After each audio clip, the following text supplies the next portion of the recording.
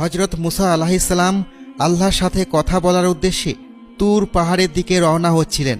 পথিমধ্যেই হজরত মুসা আলাইহিসসালামের সাথে দেখা হলো একজন ধনী ব্যক্তির। তখন সেই ধনী ব্যক্তিটি হজরত মুসা নবীকে বললেন, হে নবী, আপনি নিশ্চয় তুর পাহাড়ের দিকে যাচ্ছেন আল্লাহর সাথে কথোপকথনের উদ্দেশ্যে।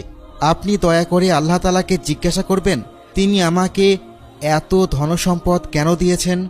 আসলে এত সম্পদের কারণে আমি কিছুতেই নামাজের মধ্যে মন দিতে পারছি না, আল্লাহর ইবাদত করতে পারছি না, জিকির করতে পারছি না। আমি কি করলে আমার সম্পদ কমে যাবে?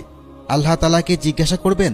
তখন মুসা নবী বললেন, বেশ, আমি অবশ্যই তোমার কথা আল্লাহ তাআলাকে বলবো। এরপর হজরত মুসা আলাইহিসসালাম আর একটু সামনে হাঁটতে লাগলেন। তখনই পথিমধ্যে দেখা হলো একজন বৃদ্ধ গরিব মহিলার সাথে।